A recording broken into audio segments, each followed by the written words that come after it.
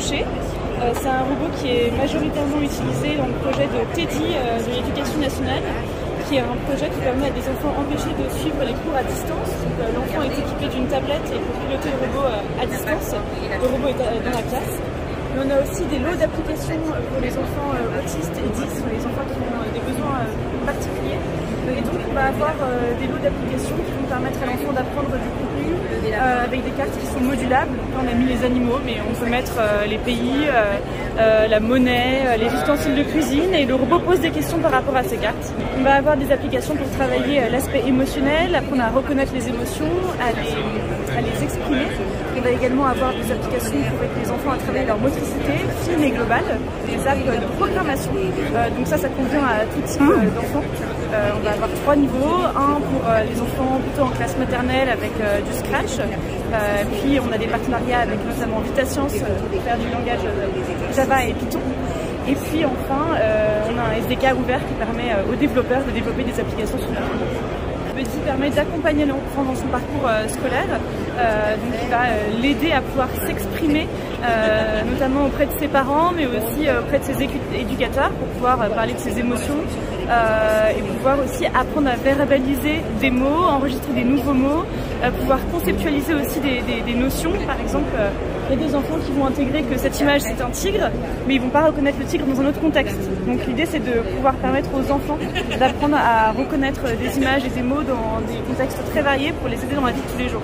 Donc, sur toutes les applications dédiées à l'éducation spécialisée, on est en train de les tester en ce moment sur le terrain avec 5 terrains d'expérimentation, notamment sur le tableau des émotions. Tu peux sélectionner une expression faciale et je te donnerai son nom.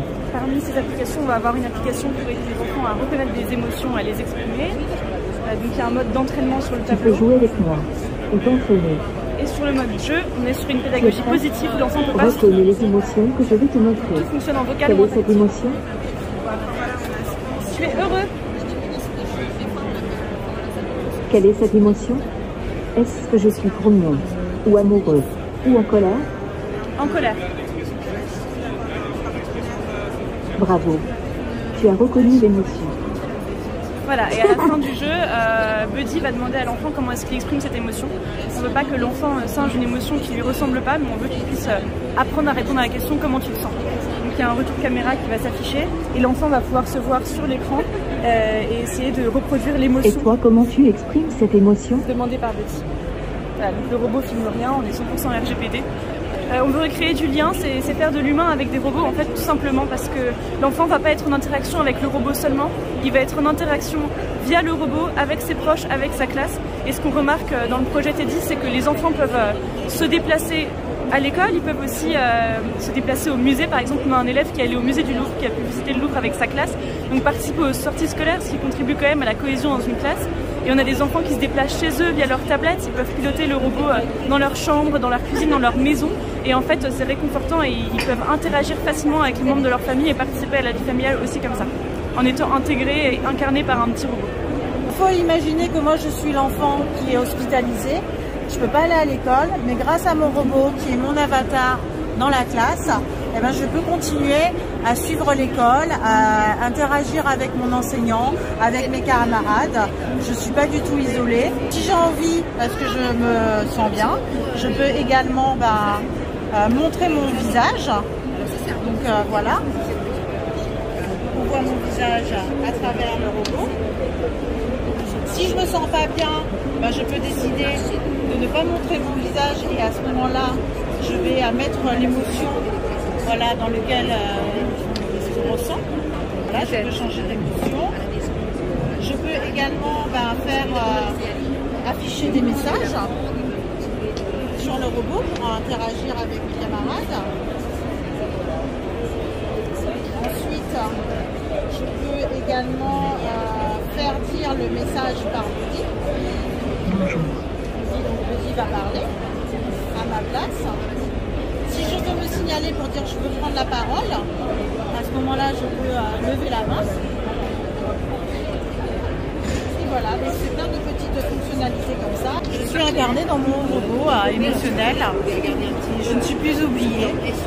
Et on sait que c'est important le lien social dans la guérison. Et on a aussi les mêmes cas d'usage pour permettre aux enfants qui sont dans des hospitalisations, chambres stériles, qui n'ont pas le droit d'avoir de visite de la famille.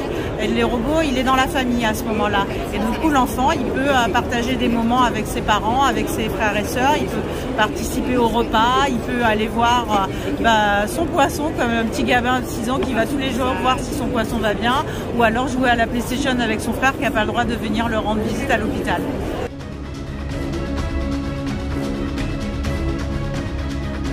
C'est à tous les boutons de programmation du robot, donc le faire se déplacer, bouger son visage, bouger ses roues, changer l'expression faciale, lui faire des sons, faire dire des sons, le faire parler, éditer n'importe quelle phrase. Là, c'est des conditions auxquelles le robot peut répondre. Et là, le robot peut reconnaître des couleurs, reconnaître des cartes et on peut jouer ses actions en boucle. Voilà, donc un petit exemple. Nous, on fait souvent des défis avec les enfants sur notre tapis de programmation. Alors, il faut toujours paramétrer le nombre de centimètres